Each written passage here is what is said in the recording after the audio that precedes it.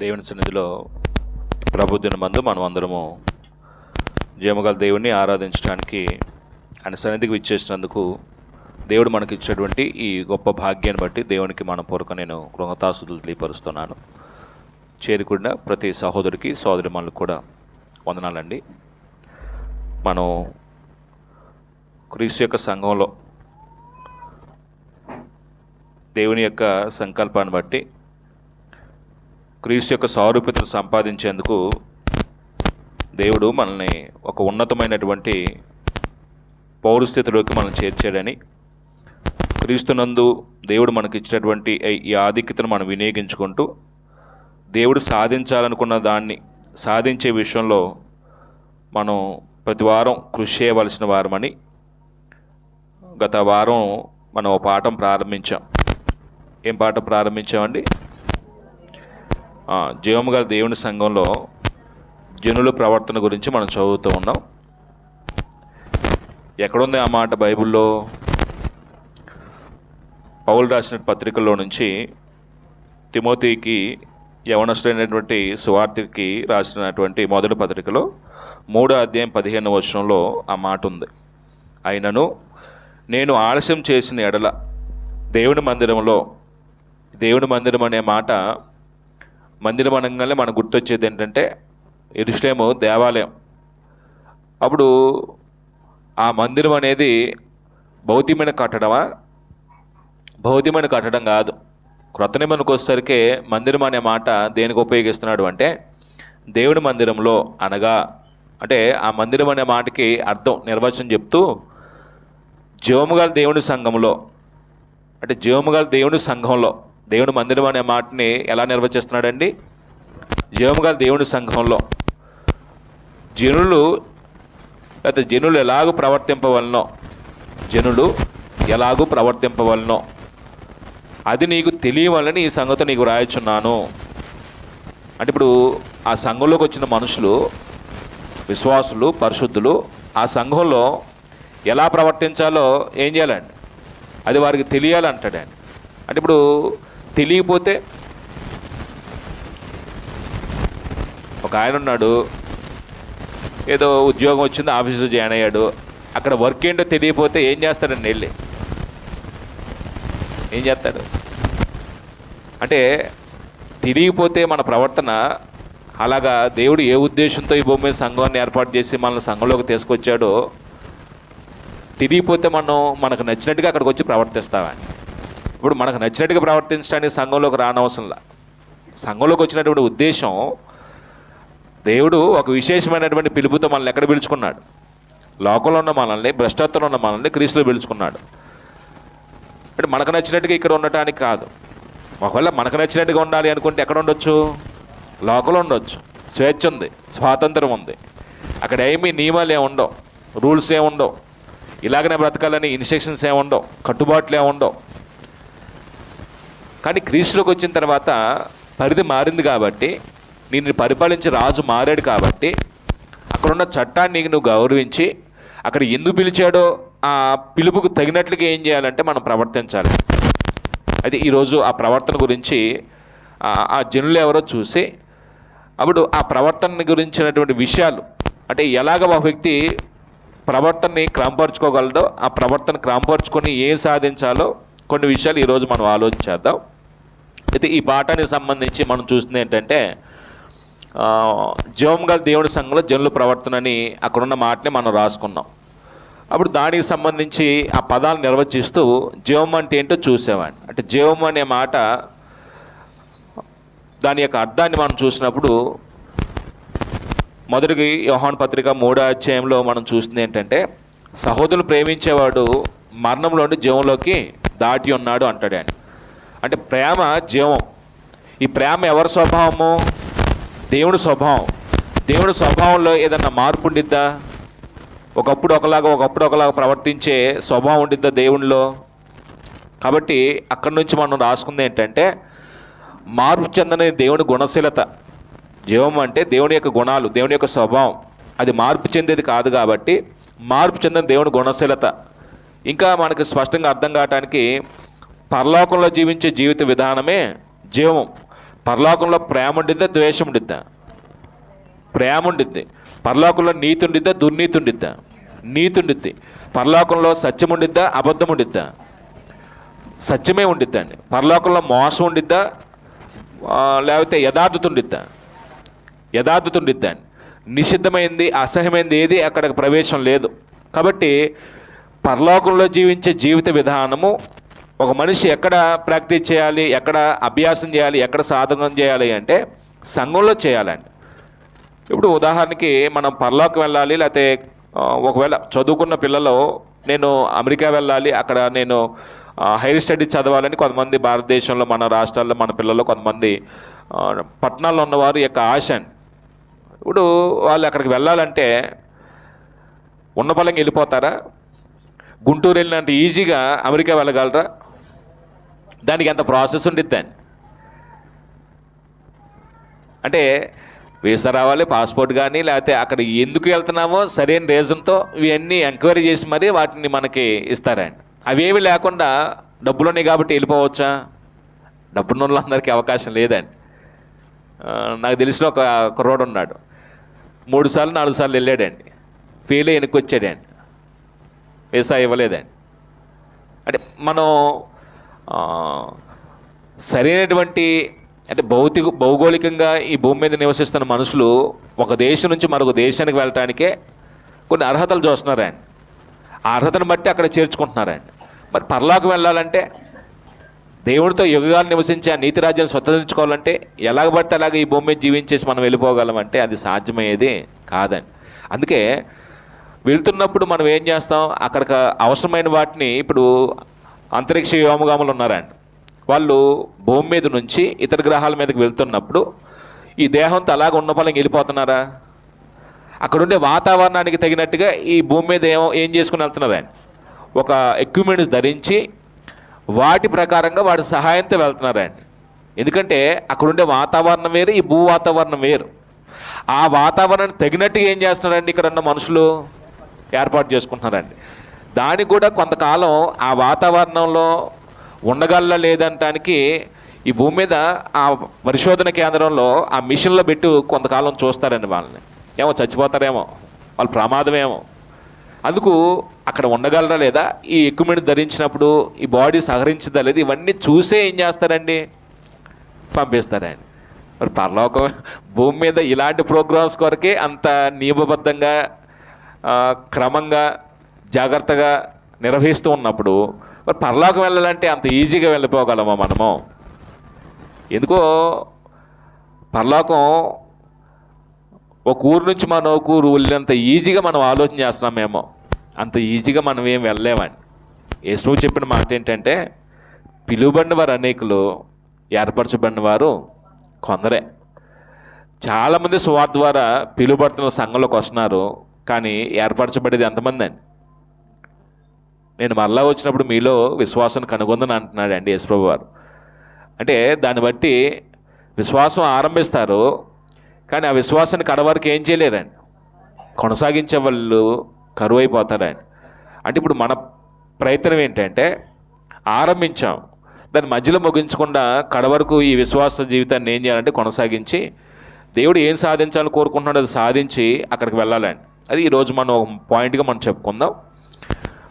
అప్పుడు జీవం గల దేవుని సంఘంలో అనే మాటకి, జీవం అనే మాటకి అర్థం చూసాం. పరలోకంలో జీవించే జీవిత విధానాన్ని ఈ భూమి మీద మనం జీవించాలి. అప్పుడు ఆ వాతావరణం ఏంటంటే సంఘం. లోకంలో అది సాధ్యం కాదు. అప్పుడు దేవుని సంఘం అన్నాడు కదా, అప్పుడు దేవుని గురించి కొన్ని విషయాలు చూసామండి. దేవుడు అనే కోణంలో ఆయన తనకు తానుగా ఉన్నవాడని పరిచయం చేసుకున్నాడు. ఆయన సర్వశక్తిమంతుడు, సర్వాధికారం కలిగిన వాడు, ఆయన మహోన్నతుడు, ఆయన సర్వజ్ఞుడు, సర్వాంతర్యామి, ఆయన పరిశుద్ధుడు, ప్రేమస్వరూపి, నీతిమంతుడు. దేవుడి గురించి ఆలోచన చేసినప్పుడు ఈ గుణాలన్నీ మనిషికి అర్థం కావాలండి. ఆయనకి మనకు సంబంధం ఏంటండి? ఆయన నన్ను సృష్టించిన సృష్టికర్త, ఆయన నాకు తండ్రి. అప్పుడు ఆయన పేరు ఎలాగ పరిచయం చేసుకున్నాడు అంటే యెహోవాగా పరిచయం చేసుకున్నాడు ఆయన. అప్పుడు ఆ దేవునికి ఒక సంఘం ఉందనే విషయం చెప్పుకున్నాం. అప్పుడు ఎక్కడుంది ఆ మాట, దేవుని సంఘం అనే మాట? తిమోతి పత్రికలో చూసాం, మొదటి కొరింథీ పత్రిక 1:2 కూడా సంఘము అనే మాటని నిర్వచిస్తూ సంఘానికి సంబంధించి ఒక నిర్వచనం చెప్పాడు. అక్కడ కూడా క్రీస్తు యేసునందు, అంటే కొరింథీలో ఉన్న దేవుని సంఘమునకు అనగా అంటాడండి. అంటే దేవుని సంఘమునకు అనగా అనే మాటకి అర్థం చెప్తూ క్రీస్తు యేసునందు పరిశుద్ధపరచబడి పరిశుద్ధులుగా ఉండటకు పిలువబడిన వారు అంటాడండి. అంటే పరిశుద్ధపరచబడకపోయినా సంఘ సభ్యుడు కాదు, పరిశుద్ధత కలిగి జీవించకపోయినా సంఘ సభ్యుడు కాదు. అంటే ఎప్పుడు ఒక వ్యక్తి పరిశుద్ధపరచబడుతున్నాడు అంటే బాప్తిస్మం మందు క్రీస్తు యొక్క మరణానుభూతిలోకి వెళ్తున్నాడు, క్రీస్తు పాటు చనిపోతున్నాడు, క్రీస్తు పాటు సమాధి చేయబడుతున్నాడు, క్రీస్తు పాటు తిరిగి నూతనమైన జీవాన్ని స్వభావాన్ని కలిగి జీవించడానికి తిరిగి లేపబడుతున్నాడు అండి. ఈ లేపబడే ప్రోగ్రాం బాప్తిస్మంలో మాత్రమే జరిగిద్ది. అది వాక్యానుసారంగా ఆ వ్యక్తికి సువార్త ప్రకటించబడ్డప్పుడు ఆ వ్యక్తి మారు మనసు పొంది యేసును ప్రభువుగా అంగీకరించి యేసు ప్రభు యొక్క అధికారం కిందకి బాప్తిస్మం ద్వారా వస్తాడండి. ఎందుకు వస్తున్నాడు ఆ వ్యక్తి క్రీస్తు యొక్క అధికారం కిందకంటే పరిశుద్ధి కలిగి జీవించడానికి, మళ్ళీ అదే పాపాన్ని కొనసాగించడానికి కాదండి. జరుగుతున్న పొరపాటు ఏంటంటే మనలో ఇక్కడ వరకు మొదటి స్టెప్ బాగానే ఉండిద్దండి, పరిశుద్ధపరచబడటానికి మనం ఆలోచన చేస్తున్నాం. కానీ జీవితాన్ని గురించి చాలామంది ఆలోచన లేకుండానే ఇలా జీవించడానికి నేను బాప్తిస్మం పొందాలనే అవగాహన లేకుండానే సంఘంలోకి వచ్చేస్తున్నామండి. అలా జీవించే విషయంలో మనకు కష్టం వేస్తుంది, మనం ఇమనలేకపోతున్నాం. ఆ ఇమనలేక ఏం చేస్తున్నామంటే సగం లోకం సగం దేవుడు, సగం లోకం సగం దేవుడు, సగం లోకం సగం దేవుడు అనే కోణంలో మిశ్రమైనటువంటి జనాంగంగా మనం ఏం చేస్తున్నాం, క్రీస్తు యొక్క సంఘంలో కొనసాగుతున్నామండి. వాస్తవానికి సగం లోకం సగం క్రీస్తునందు అనే పరిధి క్రీస్తులో లేదండి. క్రీస్తునందు ఆయన ఉన్నతమైనటువంటి బహుమానం కొరకు మనల్ని పిలుచుకుంది ఎందుకు కొరకు అంటే, నువ్వు లోకంలో ఉన్నప్పుడు ఇలా రోత జీవితం జీవించావు, దానివల్ల నీకు ఎటువంటి ప్రయోజనం లేదు. ఇదిగో దానివల్ల నీకేం మిగిలిందయ్యా అంటే, అదే లోకంలో ఉన్నప్పుడు పాపలం కదా మనం, ఆ పాపం వల్ల వచ్చిన జీవితం మరణం, దేవుని ఉగ్రత, శత్రుత్వం, విరోధం, దోషలోపణ, ఇవన్నీ శాపగ్రస్తమైన స్థితి. అలాంటి దుర్భరమైన జీవితం వద్దు బాబు అనుకునే కదా బాప్తిస్మం పొంది సంఘంలోకి వచ్చింది. అప్పుడు కన్వర్ట్ అవుతున్నప్పుడే మనిషి ఆలోచించాలండి, నేను ఎలా జీవించడానికి నేను బాప్తిస్మం పొందుతున్నాను, నా ఆలోచన ఎలా ఉంటాను నేను బాప్తిస్మం పొందుతున్నాను, నా మాటలు ఎలా ఉంటాను నేను బాప్తిస్మం పొందుతున్నాను, నా ఊహలో నా తలంపులో నా భావోద్రేకాలు ఎలా ఉండాలని నేను క్రీస్తులోకి వస్తున్నాను, క్రీస్తులకు తగినట్టుగా నేను బ్రతకాలని వస్తున్నానా, లేకపోతే ఇది అలంకారిక పొందేద్దామా, ఎవరో పొందుతున్నారు ఎవరు పొందేద్దామా అంటే ఇక్కడ వరకు చాలామంది వస్తున్నారండి. కానీ రెండో స్టెప్ పరిశుద్ధత కలిగి జీవించే విషయంలో, ఆ పరిశుద్ధత కొనసాగించే విషయంలో చాలామంది ఏమైపోతున్నారు అంటే మన వల్ల కాదని కొంతమంది రావటానికి భయపడుతున్నారు.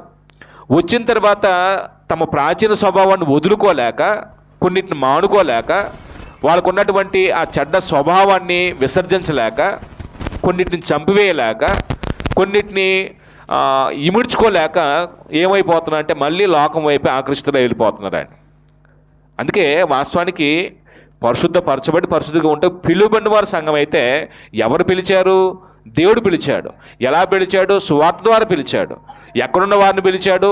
ఇగో ఇలాంటి భయంకరమైన స్థితిలో ఉన్న వారిని పిలిచాడు. లోకంలో ఉన్నాం, పాపంలో ఉన్నాం, అలాగనే చీకటి సంబంధమైన జీవితం జీవిస్తున్నాం, అంధకార సంబంధ అధికారం కింద ఉన్నాం, సాతానిక అధికారం కింద ఉన్నాం, భ్రష్టత్వంలో ఉన్నాం.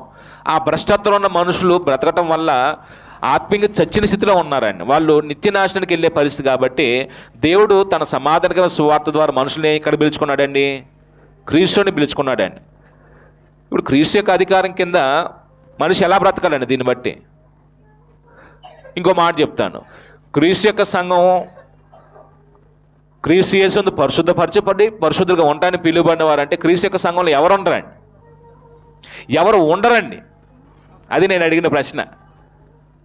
పరిశుద్ధులు ఉండరు, అంతేనా? అపవిత్రులు ఉండరండి, పాపులు ఉండరండి. మరి ఉంటున్నారు?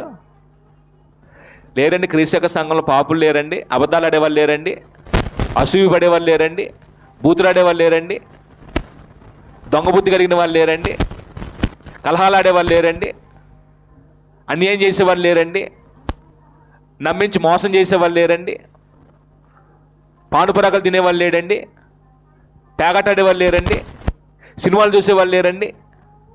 ఉన్నారు లేరా? మరి అది క్రీస్తు సంఘమా? అంటే క్రీస్తు సంఘంలో కూడా పేకాటాడేవాళ్ళు ఉంటారు, క్రీస్తు సంఘంలో కూడా బూతులు ఆడేవాళ్ళు ఉంటారు. అంటే మన ప్రభు అది అభ్యాసం చేయమని వాళ్ళని ఏలుబడి చేస్తున్నాడు. అంతేనండి? అర్థం కాలేదండి మనకి. సారీ, నాకు అర్థం కాలేదండి. అందుకే నేను ఎలా బతుకుతున్నానంటే ఆదివారం చక్కగా అందంగా అలంకరించుకొని ఏం చేస్తానండి, బైబిల్ పట్టుకొని ప్రార్థనకు వచ్చేస్తానండి. ఇంకా ఆ 2 గంటలు మాత్రం నా అంత భక్తిపరులు లేడు, నా అంత నీతిమంతులు లేడు, నా అంత యథార్థవంతులు లేడు, నా అంత దేవుని కుమారులు లేడు. మరి తర్వాత జీవితం కొనసాగాలి కదా. అంటే మనం బాప్తిసం పొందుతున్నప్పుడే సరైన నిర్ణయం తీసుకోవాలండి. చొచ్చు నిర్ణయం తీసుకోకూడదండి. నామకార్థమైనటువంటి నిర్ణయాలు తీసుకోకూడదండి. అందరూ పొందేద్దామనే ఉద్దేశంతో వచ్చి ఇక్కడ క్రీస్తు యొక్క సంఘానికి మనం ఎలా బ్రతుకుతామంటే అభ్యంతరకరంగా ఉంటామండి. అప్పుడు ఇంకే విషయాన్ని మనం మాట్లాడుకుంటే జీవం గల దేవుని సంఘములో అన్నాడా అంటే అప్పుడు ఆ సంఘాన్ని గురించి ఆలోచిస్తున్నప్పుడు మనకు అర్థం కావాల్సింది ఏంటంటే ఆ దేవునిది అనే విషయంలో ఆలోచించాలండి. అంటే ఇప్పుడు జీవం గల దేవుని సంఘములో అంటే అది సంఘాన్ని గురించి ఎవరు ఆలోచించినా అది ఎవరిదిగా చూడాలండి, దేవునిదిగా చూడాలండి. అప్పుడు బైబిల్లో దేవుని సంఘం అనే మాట ఉంది, క్రీస్తు సంఘం అనే మాట ఉంది. అంటే సంఘానికి ఏమేమి పేర్లు పిలిచారండి బైబిల్లో ఒకసారి చెప్తారా? సంఘానికి ఏమని పేర్లతో పిలిచాడండి? రోమపత్రిక 16వ అధ్యాయం 16వ వచనంలో క్రీస్తు సంఘం అన్నాడండి. అలాగనే ఇక్కడ దేవుని సంఘం అన్నాడు కదండి, దేవుని సంఘం అన్నాడండి. దేవుని సంఘం ఏ పేరుతో పిలువబడింది అనేది చూస్తే దేవుని సంఘం, క్రీస్తు సంఘం. హెబ్రీ పత్రిక 12వ అధ్యాయంలో జ్యేష్ఠుల సంఘం అనబడిందండి. జ్యేష్ఠుల సంఘం అంటే ఇలాంటి పదాలు మనం బైబిల్లో కనబడతాయి. అంటే ఈ పేర్లే చూస్తామండి సంఘానికి సంబంధించిన. పోలిగ్గానేమో ఇంకొన్ని పేర్లు చూస్తామండి. మీరు చెప్పారు చూడండి, దేవుని ఇల్లు అంటే వాళ్ళు ఎవరో చెప్పినప్పుడు చెప్తాను ఆ విషయాలు. ఇప్పుడు బైబిల్లో ఇప్పుడు దేవుని సంఘం అనే మాట, క్రీస్తు సంఘం అనే మాట, జ్యేష్ఠుల సంఘం అనే మాట కనబడుతున్నప్పుడు క్రీస్తు సంఘం అనేది ఒక చోటే ఉందండి, రోమ 16:16. దేవుని సంఘం అనేది 10 సార్లు కంటే ఎక్కువే ఉందండి. పౌలు రాసిన పత్రికలు కనపడతాయండి ఇంచుమించుగా. అప్పుడు క్రీస్తు సంఘం అనాలా, దేవుని సంఘం అనాలా? ఒక ప్రశ్న వచ్చిందండి. అంటే క్రీస్తు దేవుని సంబంధే, సంఘం దేవునికి సంబంధించిందే. అప్పుడు క్రీస్తు సంఘాన్ని ఏం చేశాడు? స్వరక్తమిచ్చి సంపాదించుకున్నాడు. వాస్తవానికి ఆ సంఘాన్ని కడతాన్ని వాగ్దానం చేసింది ఎవరండి? సంఘాన్ని కడతాన్ని వాగ్దానం చేసింది ఎవరండి? మరియు నీవు పేతురు, ఈ బండ మీద నా సంఘమును కట్టుదును అనే మాట ఎవరు చెప్పారండి? యేసుప్రభువే చెప్పాడండి. అంటే సంఘాన్ని కట్టేది ఎవరు? ఫౌండరు క్రీస్తు. ఆ సంఘాన్ని కట్టడం కొరకు ఆయనే స్వరక్తం మీద సంపాదించుకున్నాడండి, ప్రాణం పెట్టాడండి. అప్పుడు ఆ సంఘాన్ని ఎవరిదిగా చూస్తున్నాడండి బైబిల్ ప్రకారంగా ఈ వచనాలు బట్టి? పోషకుడు ఎవరండి? శిరస్సు ఎవరండి? అలాగనే రక్షకుడు ఎవరండి? అలాగనే ప్రతి వాని మోకాలు ఎవరి నామంలో దేవుడు నియమించాడంటే క్రీస్తు యొక్క నామంలో. అంటే దేవుడు ఏం చేశాడంటే క్రీస్తుని అన్ని నామాల కంటే పైనామాన్ని హెచ్చించి ఆయన మృతులను లేపిన తర్వాత ఆయన కుడిపార్శ్వం కూర్చొని పెట్టుకొని సంఘానికి క్రీస్తుని ఏం చేశాడండి? శిరస్సుగా పెట్టాడండి. అంటే దౌర్భాగ్యం ఏంటంటే ఇప్పుడు లోకంలో బైబిల్ చెప్పిన క్రమం ఏమో ఒక శరీరము ఒక శిరస్సు, ఇది ధర్మం అండి. ఒక పురుషుడు ఒక స్త్రీ ధర్మం అండి. ఒక క్రీస్తు ఒక సంఘం ధర్మం అండి. ఇప్పుడు వికృతమైన ప్రోకడ వచ్చిందండి. ఒక పురుషుడు ఎంతమంది ఉండొచ్చండి, ఒక స్త్రీ ఎంతమంది ఉండొచ్చండి? ఏమంటారు సమాజంలో? మెచ్చుకుంటారా, చీ అంటారా? అలాంటి సంస్కృతిని అసహించుకుంటామండి. అలాంటి వికృతమైన పోకడ దేవుడా మా కుటుంబం రాకూడదని కోరుకుంటామండి. అంటే అది అసహ్యం. ఇప్పుడు ఒక శిరస్సు అంటే ఒక శరీరము ఒక శిరస్సు, ఒక శిరస్సు కాదు 10 శిరస్సులు ఉన్నాయి ఉంటే బాగుండిద్దండి. అది క్రమం కాదండి, అక్రమం అండి. ఇప్పుడు ఒక శిరస్సు 1000 శరీరాలు ఉంటాయండి. ప్రస్తుతం 1000 శరీరాలకి ఒకే శిరస్సు అంటున్నారు, లేకపోతే ఒకే శిరస్సుకి 1000 శరీరాలు తగిలిచ్చేస్తున్నారండి. అంటే అది వాక్య విరుద్ధం అండి. అంటే మీరు ఏమని అనుకోండి, నిర్మల మనసుతో ఆలోచన చేస్తే అర్థమైందండి. సంఘానికి క్రీస్తుని శిరస్గా పెట్టినప్పుడు మోహన్ నేను 10 మందికి వాక్యం చెప్పి ఇది నా సంఘం అనొచ్చండి? నేను హెడ్న అవుతానండి? నేను పాలేరునే తప్ప జీతగాడినే తప్ప నేను హెడ్న కాదని పౌలు 1 కొరింథీ పత్రిక 3 అదే చెప్తాడండి. నేను నాటాను, ఇంకొక ఆయన నీరు పెట్టాడు, వృద్ధి చేసిన వాడు దేవుడే. నాటేవాళ్ళు లేదు, నీరు పెట్టేవాడిని ఏమీ లేదు, వృద్ధి చేసి దేవుళ్ళలోనే ఉంది. ప్రతివాడు తను చేసినటువంటి కష్టానికి తగిన ప్రతిఫలం మేము పొందుకుంటున్నాం. మేము దేవుని యొక్క పనివారం, దేవుని యొక్క జత పనివారం, దేవుని యొక్క పాలేర్లు. మేము యజమానులు కాదు. అంటే ఇది ప్రస్తుత పరిస్థితులు. అంటే మన పరిస్థితి ఏమైందంటే వాక్యం చేయటం, కొంతమందికి మనను హెడ్గా పెట్టుకోవటం. అప్పుడు సంఘము లో అన్నాడా, సంఘం పైన అన్నాడా? అంటే సంఘంలో అనేదేమో బాధ్యతను సూచిస్తుందండి. అంటే మనం వ్యవహరించే వ్యవహారం ఎలా ఉండాలంటే ఆ సంఘంలో నేను ఎలా ప్రవర్తించాలో, నా ప్రవర్తన ఎలా ఉండాలో చూడాలి తప్ప ఆ సంఘంపై నేను ఎలాగ ఆజమాయిషి చేయాలో, పెత్తనం చేయాలో మనం ఆలోచించకూడదండి. ఎందుకంటే సార్వభౌమ అధికారం సంఘం మీద ఎవరిదండి? యేసుప్రభు వారిదే. సంపూర్ణ ఆజమాయిషి దేనికి ఇచ్చాడు? దేవుడు వాక్యానికి ఇచ్చాడండి. యేసుప్రభు యొక్క అధికారం కింద సంఘం నడిపించబడాలి. అలాగనే యేసుప్రభు యొక్క బోధలు, అపోస్తుల బోధ ప్రకారంగా సంఘాలు ఏం చేయబడాలండి? కట్టబడాలండి. సంఘాల్లో ఏ మనిషి పెత్తనం చేయడానికి అధికారం లేదండి. నేను వాక్యం చెప్పి నా మాట ప్రకారంగా మీరు అందరూ నడుచుకోవాలని నేను ఆజమాయిషి చేయడానికి అది నాది కాదండి, అది యేసుప్రభుదిగా మనం వ్యవహరించాలండి. ఆయన స్వరక్తిని సంపాదించుకున్నాడు కాబట్టి అలా వ్యవహరించాలండి. అప్పుడు జీవము గల దేవుని సంఘంలో జనుల ప్రవర్తన అన్నాడు. ఎవరండి ఆ జనులు? ఎవరి జనులు? క్రీస్తు యొక్క సంఘ సభ్యులు. క్రీస్తు యొక్క సంఘ సభ్యులు.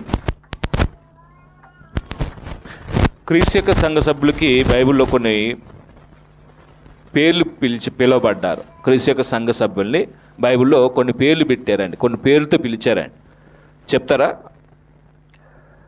బైబిల్లో కొన్ని పేర్లు పిలిచారండి క్రీస్తు యొక్క సంఘ సభ్యుల్ని. ఏమన్నారంటే, ఒకటి విశ్వాసులు అన్నారండి, పరిశుద్ధులు అన్నారండి, అలాగనే ఈ మార్గం ముందున్నవారు అన్నాడండి, ఈ మార్గం ముందున్నవారు.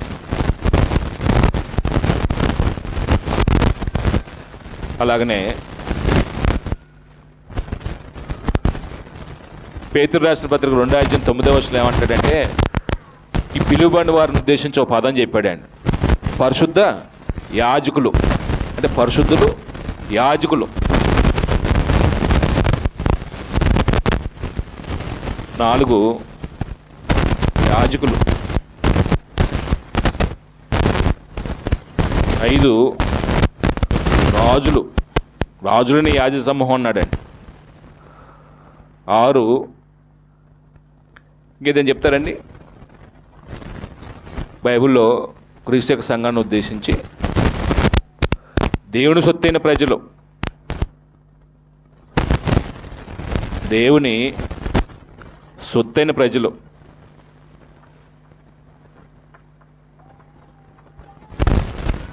ఇంకేమున్నాయండి? ఏర్పరచబడిన వారు అన్నాడండి. 7 ఏర్పరచబడిన వారు. ఇంకేమన్నాడండి? దేవుని ఇల్లు అన్నాడండి, దేవుని ఇంటివారు, దేవుని ఇంటివారు. అలాగనే దేవుని వ్యవసాయం, దేవుని వ్యవసాయం అంటే దేవుని కొరకు ఫలాలు ఫలించేవారు వీళ్ళు. దేవుడు నివసించడానికి సజీవమైన రాలుగా ఉన్నవారు. 10 సజీవమైన రాళ్ళు. దేవుని ద్రాక్ష తోట అంటే ఇలాంటి పదాలు చాలా ఉపయోగించాడండి.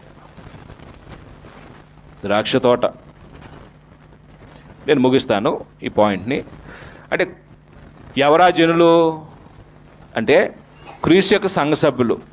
ఆ క్రీస్తు యొక్క సంఘ సభ్యులు బైబిల్లో ఏ ఏ పదాలతో పోల్చాడు అంటే ఇగో విశ్వాసం అన్నాడండి, పరిశుద్ధులు అనబడ్డారండి, ఈ మార్గమందు ఉన్నవారు అన్నాడండి. సౌలు సంఘాన్ని హింసిస్తున్నప్పుడు ఏ పదం ఉపయోగించారండి? ఈ మార్గమందున్న వారిని అనే పదం ఉపయోగించండి. అపోస్తలకార్యం మనం 9వ అధ్యాయం చదువుతాం. యాజకులు అంటే మన ప్రభువైన యేసుక్రీస్తు ప్రధాన యాజకుడు, ఆయన దగ్గర సేవ చేయడానికి వచ్చినటువంటి యాజకులు మనం రాజులు, మన తండ్రి రాజు, రాజు ప్రభువైన యేసుక్రీస్తు వారిని దేవుడు రాజుగా అభిషేకించాడు. పెంతెకొస్తు పండుగ రోజున మనల్ని రాజులైనటువంటి ఈ యాజ సమూహంగా చేశాడు. దేవుని సొత్తైన ప్రజలు అంటే దేవుని సొత్తుదారులు మనం, సాతాను సొత్తు కాదు మనం. దేవుడు యేసు ప్రభు ద్వారా మనల్ని ఏం చేశాడు? విలువ పెట్టి కొనుక్కున్నాడు. మనం లోకం సొత్తు కాదు, సాతాను సొత్తులు కాదు.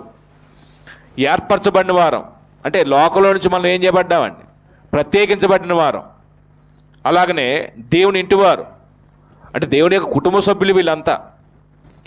దేవుని వ్యవసాయం, దేవుడి కొరకు ఫలాలు ఫలించే సాగు ఇల్లు, సజ్జమైన రాళ్ళు, ఒక ఆత్మ సంబంధంగా దేవుడు నివసించడానికి ఏర్పడబడినటువంటి రాళ్ళు.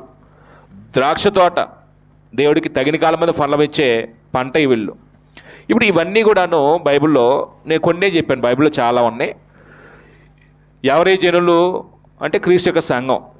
అప్పుడు క్రీస్తు యొక్క సంఘంలో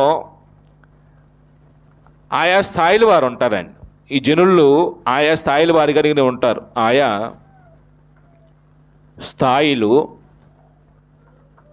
గలవారుగా ఉంటారు. అంటే అంటే ఒకే క్యాడర్లో ఉంటారండి సంఘంలో. నిద్ర వచ్చేస్తుందా?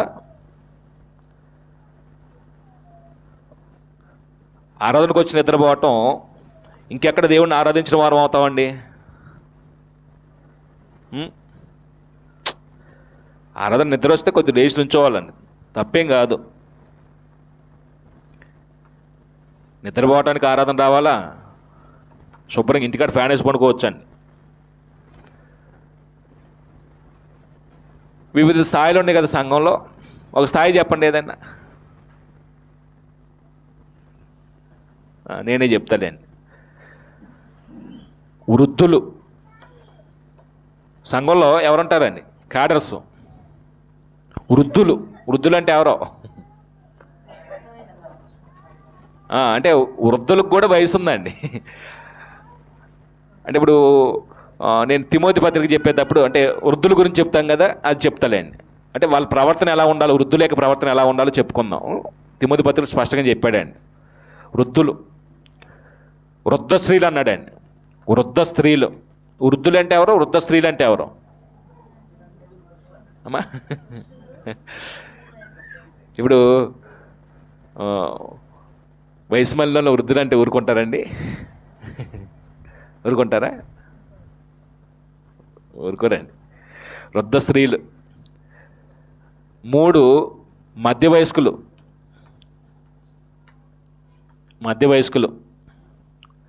4 యవనులు. ఈ మధ్య వయస్కుల్లో పురుషులు ఉంటారు, స్త్రీలు ఉంటారండి. యవనస్తులు. 5 స్వార్థికుడు. ఈ సంఘాన్ని నడిపించే బోధకుడు, స్వార్థికుడు. అంటే వీళ్ళందరూ ఉంటారని సంఘంలో. అప్పుడు వృద్ధులకి తెలియాలి నేను సంఘంలో ఎలా ప్రవర్తించాలో. ఈ సంఘం దేవుని కుటుంబం అయితే, దేవుని వ్యవసాయం అయితే, దేవుని సొత్తైన ప్రజలైతే ఇప్పుడు ఎలా ఉండాలి? మేము వృద్ధుడికి తెలియాలి, వృద్ధ స్త్రీలకి తెలియాలి, మధ్య వయసుకు స్త్రీకి పురుషుడికి తెలియాలి, యవనస్తుడికి తెలియాలి, నీకును తెలియవాలని అంటారు చూడండి. ఒక సువార్తికి కూడా తెలియాలండి సంఘంలో ఎలా ప్రవర్తించాలో. అంటే అన్ని స్థాయిల వారికి తెలియాలండి. అప్పుడు ఇంకో మాట అనుకుందామండి ఇక్కడ. ఏంటంటే అది ఆయా స్థాయిలు కలిగిన వారు ఉంటారు. ఆ స్థాయిలు ఏంటో చూసాం.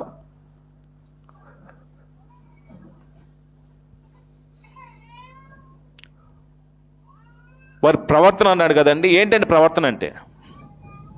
6 ఏమండి వారి ప్రవర్తన అంటున్నాడు కదా, ఏంటండి వారి ప్రవర్తన అంటే? వారి యొక్క జీవించే జీవన విధానం, వారి ప్రవర్తన, వారి జీవిత విధానం అంటే జీవించే జీవితం.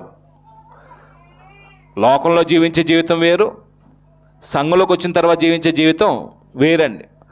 అంటే అదే మనిషి. ఒకవేళ మనం ఏదైనా ఇంట్లో ఉంటే అదే ఇంట్లో ఉంటాం, ఒక ఊర్లో ఉంటే అదే ఊర్లో ఉంటాం, ఏదైనా వృత్తిపరంగా పనులు చేసుకుంటే అదే వృత్తి పని చేస్తాం. కానీ పూర్వపు స్థితికి ఇప్పటి స్థితికి చాలా వ్యత్యాసం ఉండాలండి. ఒక దేవుడి కుమారుడు ఎలా వ్యవహరిస్తాడో అలాగనే వ్యవహరించాలి తప్ప మనకు నచ్చినట్టుగా ఏం చేయకూడదండి. వ్యవహరించడానికి మనకు అధికారం ఇక్కడ లేదండి. అప్పుడు ఒక వ్యక్తి యొక్క ప్రవర్తనని క్రమపరిచేది ఏంటండి? ఒక వ్యక్తి యొక్క ప్రవర్తనని, తన జీవన విధానాన్ని మార్పు చేసేది ఏంటండి? అంటే వాక్యం అనేదేమో బైబిల్ ప్రకారం మీరు చెప్తున్నారు. నేను జరిగిన ప్రశ్న జనరల్గా అడిగేది. జనరల్గా ఒక వ్యక్తి యొక్క నడవడిని, ప్రవర్తన అంటే తన ఆలోచనలు కానీ, మాటలు కానీ, క్రియలు కానీ, తలంపులు కానీ, తన భావోద్రేకాలు కానీ, తన స్నేహం కానీ, ఇవన్నీ వస్తాయి కదా ప్రవర్తన సంబంధించి. ఒక వ్యక్తి యొక్క యాటిట్యూడ్ అంటే ఇప్పుడు మనం ఒకవేళ పల్లెటూరు తీసుకుందామండి. పల్లెటూరులో ఆ గోలికాయలు ఆడుకుంటూ, బిల్లాకర్ర ఆడుకుంటూ, బజార్లో ఆ జోయలుగా తిరుగుతూ, ఒక లక్ష్యం లేకుండా, లేకపోతే అంటే ఇలా బ్రతకాలని ఏమీ తెలియకుండా అలా టైంపాస్కి వెళ్ళిపోతున్న పిల్లోడు సడన్గా ఆయనలో ఇది చేదు వచ్చిద్దండి. అంటే ఇప్పుడు రోడ్ల మీద తిరగట్లేదండి, తన సమయాన్ని పుస్తకాలు చదువుకోవడానికి వినియోగించుకుంటున్నాడండి. క్రికెట్ మ్యాచ్కి వెళ్ళట్లేదండి, చక్కగా తన సమయాన్ని అంతా ఎక్కువ చదువుకోవడం కొరకు మాత్రం వినియోగిస్తున్నాడు అండి. అంటే ఏం మార్చుండిద్దండి ఆయన్ని? ఆయన అంటే ఆ వ్యక్తి మారాడంటే అతనికి ఏదో లక్ష్యం పెట్టుకున్నాడు మనసులో, ఏదో గురి ఉండిద్దండి. గురి లేకపోతే మనిషి మారడండి. ఇప్పుడు చాలామంది చదువుకొని ఖాళీగా రోడ్ల మీద ఎందుకు తిరుగుతున్నారండి? అంటే ఒక గురితో చదవమండి. అంటే ప్రాబ్లం ఏంటంటే చదువుతారు, అందరు చదువుతారండి. అమ్మానాలు పంపించారు, స్కూల్కి ఫీజులు కడుతున్నారు, లేకపోతే ఈ చేశారు కాబట్టి మనం చదువుకుంటున్నామండి. కానీ చాలామంది ఖాళీగా తిరుగుతున్నారు. కారణం ఏంటంటే వాళ్ళకు ఒక లక్ష్యం లేదండి. అంటే ఏదో ఒక లక్ష్యం పెట్టుకోవాలంటే అండి. మాకు అంటే కొంతమందికి ఆ తీవ్రత ఏముండదండి. ఏదో వచ్చాం వెళ్ళాం, రాసాం, ఎగ్జామ్ వచ్చింది, పరీక్ష రాసాం, పాస్ అయ్యాం, అయిపోయింది అనుకుంటారు తప్ప నేను ఫలానవ్వాలి అని ఒక లక్ష్యంతో చదివితే ఆ లక్ష్యం కొరకు ఏం చేస్తానంటే ఒక ప్లాట్ఫామ్ వేసుకుంటాడే. నేను ఒక చోట చూసింది నేను చెప్తానండి. ఆయనకు ఒక లక్ష్యం ఉందండి. నేను పలానా జాబ్ సంపాదించాలి, ఏపీఎస్పి పోస్ట్ కొట్టాలి. ఆ లక్ష్యంతో ఆయన రూమ్లో ఉంటూ చదువుకునే పరిస్థితిలో టిఫిన్ చేస్తున్నప్పుడు ఏం చేస్తారు? ఎవరైనా టిఫిన్ ఆస్వాదిస్తారండి. ఆ టిఫిన్ తింటూ కూడా ఆ పేపర్ ఉండేది కదండి, పేపర్ పెడతాడు. ఆ పేపర్ పక్కన పెట్టుకొని ఆ టిఫిన్ చేస్తూ పేపర్ చదువుతాడండి. అప్పుడు టిఫిన్ తినే టైంలో కూడా అతను ఏం చేస్తున్నాడండి? ఎందుకు పేపర్ చదువుతామంటే వాళ్ళ ఫ్రెండ్స్ కరెంట్ అఫైర్స్ పేపర్లతో కొన్ని దొరుకుతాయి, బిట్లేదని దొరుకుతాయి కదా. మనం కళ్ళు కాలిగినే ఉన్నాయి, మన మనసు కాలిగినే ఉంది కదా, నోరే కదా పని చేస్తుంది. తింటూ ఆయన చదువుతాడండి. అంటే ఆయన కొట్టేసాడండి. గ్రూప్ 2లో క్యాడర్లో ఏదో ఉన్నాడండి ఆయన. మరి మేము బుల్లెట్ హాల్లో గుంటూరులో రూమ్లో ఉన్నప్పుడు మాకు పరిచయం అయ్యండి పెద్ద, అంటే అన్నయ్య అంటాం, ఆయన పేరు రామారావు ఏదో అండి. అంటే కష్టపడ్డారండి. అంటే ఒక లక్ష్యం పెట్టుకొని వాళ్ళు ఏం చేస్తారు అంటే పేదరికం నుంచి వచ్చిన వాళ్ళండి. వాళ్ళు పాపం రూమ్లో ఉంటూ చాలీ తిండి తింటూ అసౌకర్యాల మధ్య జీవిస్తూ ఒక లక్ష్యం పెట్టుకొని అది సాధించడానికి వాళ్ళు బాగా కృషి చేశారండి. రాత్రి 12 గంటల వరకు లైబ్రరీలో చదువుతారండి. అంటే ఎందుకంటే అంత చదవాలి? లక్ష్యం పెట్టుకుంటారండి. లక్ష్యం లేనివాడు ఏముండదండి. అంటే ఇక్కడ కూడా ఒక వ్యక్తి యొక్క ప్రవర్తనని ప్రభావితం చేసేది ఏంటంటే ఒక గురి అండి, అతనికి ఉన్న లక్ష్యం అండి. ఇప్పుడు నేను క్రీస్తు యొక్క సంఘంలోకి వస్తున్నాను, బాప్తిసం పొంది క్రైస్తవుని అవుతున్నాను కదండి. నేను సాధించాలని క్రీస్తు యొక్క సంఘంలో? రైట్. అంటే క్రీస్తు యొక్క సారూప్యత సంపాదించాలి. ఇప్పుడు ఉన్న క్రైస్తవునిగా నా గురి ఏం సాధించాలి? నా టార్గెట్, నా లక్ష్యం ఏంటంటే క్రీస్తు సారూప్యత.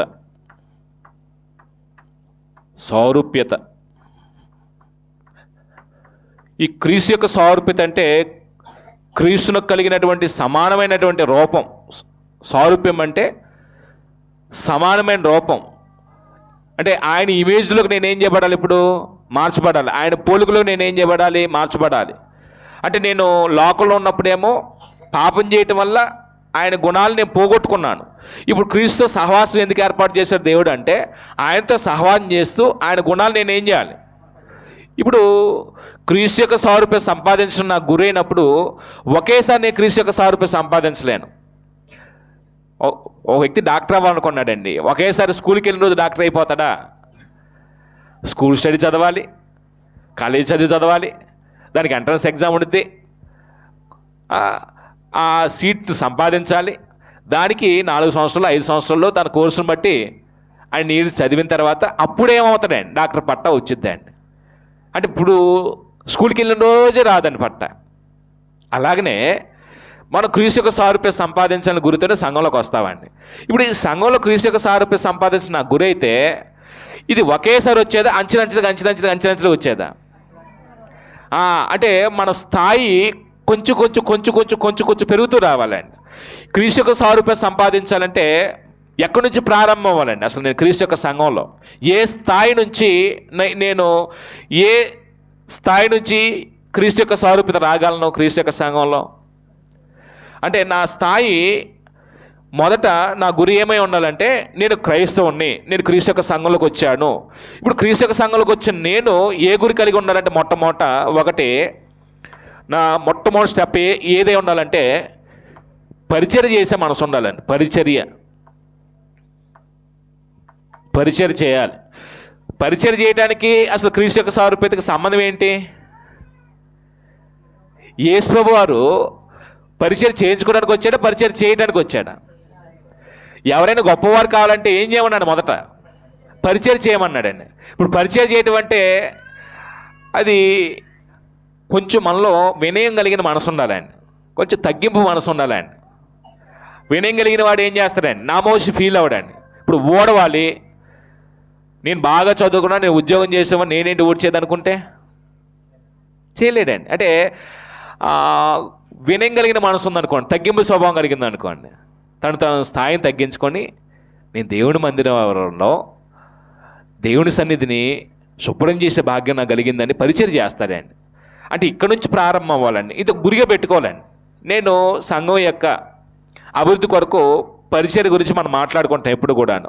అంటే ఒక వ్యక్తి గురి సాధించాలి అంటే పరిచర్య చేయటం కూడా ఒక లక్ష్యంగా పెట్టుకొని రావాలండి. ఇప్పుడు 10th క్లాస్ పాస్ అవ్వకుండా ఇంటర్మీడియట్కి వస్తాడండి, ఇంటర్మీడియట్ పాస్ అవ్వకుండా డిగ్రీకి వస్తాడండి, డిగ్రీ పాస్ అవ్వకుండా పీజీకి వస్తాడండి, పీజీ లేకుండా పిహెచ్డీ చేస్తాడండి. అంటే ఇవన్నీ ఒక్కో స్టెప్ అధిగమించాలండి. క్రీస్తు యొక్క సారూప్యత సంపాదించడం గొప్ప టార్గెట్ అండి మనకి. ఈ గొప్ప టార్గెట్ సంపాదించాలంటే ఎక్కడి నుంచి రావాలండి? కింది స్థాయి నుంచి రావాలండి, పరిచర్య దగ్గర నుంచి రావాలండి. ఈ పరిచర్య చేసే విషయంలో వినయం కలిగిన మనసు ఉండి పరిచర్య చేస్తూ అప్పుడు పరిచర్య చేస్తున్నప్పుడు మనకు అనిపించిద్దండి, అరే పరిచర్య చేస్తున్నప్పుడు వీళ్ళు కొంచెం లేమిలో ఉన్నారు, ఇబ్బందుల్లో ఉన్నారు, కొద్దిగా సంఘంలో ఈ సహోదరులు సరిగ్గా స్పందించలేకపోతున్నారు, సహకరించలేకపోతున్నారు. అప్పుడు ఆ లేమి స్థితిలో ఉన్నటువంటి పేదలైన వారిని కరుణించే మనసును డెవలప్ చేసుకోవాలండి. అంటే రెండో స్టెప్ ఏంటంటే కరుణించే గుణం రావాలండి. కరుణించుట. ఈ కరుణించడం అనేది ఏంటంటే, ఇప్పుడు సంఘంలో ఉన్నటువంటి సహోదరులు అందరూ ఒకే ఆర్థిక స్థితిగతులు కలిగిన వారు ఉండరండి. లేమి స్థితిలో ఉంటారు, కొంచెం ఇబ్బందులు పడుతూ ఉంటారు. దేవుడు మనకేదో సామర్థ్యం ఇచ్చినప్పుడు ఈ సేవాతత్వం చేయగలిగిన వాడు ఏం చేస్తాడంటే, ఎవరైనా ఇబ్బందుల్లో ఉన్నారని తెలుసుకొని వాళ్ళ దగ్గరికి వెళ్ళిపోతాడండి. వెళ్ళిపోయి వాళ్ళకి క్షేమసమాధానం తెలుసుకొని వాళ్ళకి ఏమి సహాయం చేయాలో ఆ సహాయం చేసే విషయంలో మనసు కలిగి ఉంటాడండి. ఈ పరిచయం చేసే మనసు కలిగిన వాడు ఇస్తాడా? పరిచయం చేసే మనసు లేనివాడు ఎవరైనా దర్శించి వాళ్ళకి ఏదైనా సహాయం చేస్తాడా? ఆ మనసు ఉండాలండి. ఆ మనసు ఉంటే అయ్యో పాపం అనిపిస్తాడు. వినయము ఇతరుల మీద జాలు చూపించే మనస్తత్వాన్ని కలిగి ఉండగలగటానికి అవకాశం ఉండిద్దండి. గర్విష్ఠకి జాలు చూపించే మనస్తత్వం ఉండదండి. కాబట్టి ఎవరైనా ఇబ్బందుల్లో ఉన్నప్పుడు తనకి ఆర్థిక పరంగా కానీ లేకపోతే ఏదన్నా అక్కడ ఏదైనా వాళ్ళు ఇబ్బందుల్లో ఉంటే వాళ్ళకి ఏదైనా సహాయం చేసి వచ్చే విషయంలో కరుణించే మనసు అండి. ఈ కరుణించిన ఎవరి స్వభావము? యేసుప్రభు స్వభావం అండి. యేసుప్రభు ఎవరి ఇబ్బందులను పరామర్శించాడండి? ఆయన స్వార్థపరుడుగా ఉన్నాడా? ఆయన శరీరానికి ఉన్న దినాల్లో చాలామంది పట్ల కనికరం చూపించాడండి. చాలామంది కరుణించాడండి. ఆకలి కొన్ని ఆహారం పెట్టాడండి. భేదబుధరాలు బిడ్డలు చనిపోతే బతికించాడండి. రోగగ్రస్తులను రోగాలు నయం చేశాడండి. అంటే వాళ్ళకి అక్కడ ఉన్న అవసరం బట్టి వాళ్ళకి సహాయం చేసే మనస్తత్వం, కరుణించడం. ఈ కరుణించే తత్వం నుంచి ఇంకోటి, ఒక మనిషి ఏం చేయబడాలంటే, క్రీస్తు సంఘంలో నా గురి ఏమై ఉండాలంటే, నేను రక్షించబడటానికి ఏ సంగతులు నాకు ఉపయోగపడి అవి మనసులో ఉంచుకొని ఇతరులకి ఏం చేయాలి? ఆ సంగతులు ప్రకటించాలి అండి. రక్షణ సమాచారం చెప్పేవాడిగా ఉండాలి. అది నా గురి. అంటే చాలామంది రక్షించబడతారు కానీ ఆ సమాచారం ఇతరు చెప్పే మనసు ఉండదండి. వాళ్ళు ఆత్మీయంగా బ్రతికే విషయంలో తీవ్రత లేని వాళ్ళండి. ఆత్మీయంగా బ్రతికే విషయం తీవ్రత కలిగిన వాడు ఏం చేస్తాడండి? ఇతరులకు ఆ సంగతులు చెప్తూ ఉంటాడండి. చెప్తూ ఉంటే మన మనసు ఏం చేయబడుతుంది అంటే హృదయం రేపబడుతుండిద్దండి. ఇప్పుడు ఒక టీచర్ ఉంటాడండి, సబ్జెక్టు రోజు చెప్పడం వల్ల ఎంత చేయని అవుతాడండి. ఎవరు చెప్పబోతే పెరగదండి. ఇప్పుడు వృత్తిపరంగా పనులు చేసుకునే వాళ్ళు, ఇప్పుడు పెయింటర్స్ కానీ లేకపోతే ఈ ఎలక్ట్రీషియన్ వర్క్ కానీ లేకపోతే చెక్క పని కానీ చేసుకునే వాళ్ళు రోజు చేయటాన్ని బట్టి వాళ్ళలో క్రియాశీలత ఏమవుతుందండి? నైపుణ్యత పెరుగుతుంది లేదా? కొత్త కొత్త కోణంలో వాళ్ళు వర్క్ చేస్తారు లేదా? అసలు చేయకపోతే ఉన్నది కూడా పోయిద్దండి. అంటే ఇక్కడ రక్షణ సమాచారం చెప్పే స్థాయిలోకి రావాలండి. అంటే మనం బైబిల్ 66 పుస్తకాలు తెలియని అవసరంలా, అయ్యా నేను పాపంలో ఉన్నాను, ఆత్మసం చచ్చిన స్థితిలో నాకు దేవుడు తన కృప చూపించి సువార్త ద్వారా పిలుచుకున్నాడు, యేసుప్రభు యొక్క రక్తం నా పాపాలు కడిగాడు, ఇదిగో దేవుని ప్రేమ ఇది, యేసుప్రభు త్యాగం ఇది అని ఏం చేయొచ్చండి? 4 మాటలో చెప్పొచ్చండి. 4, ఈ రక్షణ సమాచారం చెప్తూ క్రైస్తవునిగా నా గురి ఏదే ఉండాలంటే, క్రీస్తు యొక్క సంఘంలో ఒక బోధకుడిగా నేను, అంటే ఇక్కడ ఇదేమో రక్షణ సమాచారాన్ని నేను రక్షించబడటానికి కావాల్సిన విషయాలు మనసులో పెట్టుకొని ఇతరులు చెప్పేదాన్ని. ఈ చెప్తూ ఉన్నప్పుడు ఇంకా ఎక్కువ ఆసక్తి వచ్చేద్దండి. పుస్తకాలు నేర్చుకుంటాడండి. పుస్తకాలు నేర్చుకొని రక్షించబడిన వారిని ఆత్మీయంగా ఏం చేస్తాడండి? పెంచుతాడండి. అంటే ఇక్కడ ఆత్మీయంగా కొంతమందిని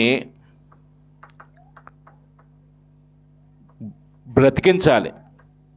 ఎలా బ్రతికిస్తాడండి? క్రీస్తు యొక్క సంఘంలో నేను కొంతమందిని ఆత్మీయంగా బ్రతికించాలని ఎలా బ్రతికిస్తాడండి? సహోదరుడు వాక్యం చెప్పండి. వాక్యం నేర్చుకుంటే ఎవరింటికైనా వెళ్ళి ఏం చేస్తానండి? వాక్యం చెప్తానండి. వాక్యంలో ఆ కుటుంబాన్ని బలపరుస్తానండి. అంటే తరచుగా సువార్తనే కాకుండా సంఘంలో సభ్యులు కూడా ఒక కుటుంబాన్ని మరో కుటుంబం దర్శించుకోవటం వల్ల ఏమైందంటే వాళ్ళకి క్షేమ సమస్యను తెలుసుకొని వాళ్ళు ఏదో సమస్య చెప్తారండి, మాకు ఇబ్బంది ఉంది బ్రదర్ అని. అప్పుడు కొంచెం వాక్యం జ్ఞానం కలిగిన వాడైతే ఏం చేస్తారండి? సందర్భ సహితంగా ఆ వాక్యాన్ని జ్ఞాపకం చేసి, పూర్వనందున భక్తులందరూ ఇలాగే శ్రమ పడ్డారు, ఇలాగనే నిందించబడ్డారు, ఇలాగనే ఇబ్బంది పెట్టబడ్డారు, వాళ్ళు ఇలాగ వ్యవహరించారు, దేవుడు తను ప్రేమించే వారిని దండిస్తాడు కదా, మీరు దేవుడు ప్రేమకు పాత్రులు కాబట్టి దేవుడు మిమ్మల్ని దండిస్తున్నాడు, మీ కీడు కాదు అని సమయోచితంగా ఏం చేస్తారో ఆ మాటలు చెప్పి వాళ్ళని కొంచెం ధైర్యపరుస్తాడండి. ఒకవేళ అలాగ ధైర్యపరిచే పరిస్థితి లేదనుకోండి, వాళ్ళు విశ్వాసులు ఏమవుతారండి? బలహీనలు అయిపోతారండి. కాబట్టి ఇది ఒక ప్రోగ్రాం అండి. అంటే క్రీస్తు యొక్క సంఘంలో చేర్చబడుతున్నప్పుడు క్రీస్తు యొక్క సారూప్యం సంపాదించడం మనం అంతిమ గురి అయితే, ఈ అంతిమ గురికి ఒకేసారి ఆ స్థాయికి వెళ్ళలేం. ఇక్కడ నుంచి ప్రారంభం అవ్వాలి. పరిచయం చేసే ఆ తత్వం రావాలి. క్రీస్తు యొక్క సంఘంలో నేను కరుణించే గుణాన్ని సంపాదించుకోవాలి. క్రీస్తు యొక్క సంఘంలో నా గురి ఏమై ఉండాలంటే సువార్తని ఇతరులు ప్రకటించే స్థాయి రావాలి, ఆత్మీయంగా కొంతమంది పెంచే స్థాయికి రావాలి. అలాగనే క్రీస్తు యొక్క సంఘంలో నా గురి ఏదే ఉన్నాయంటే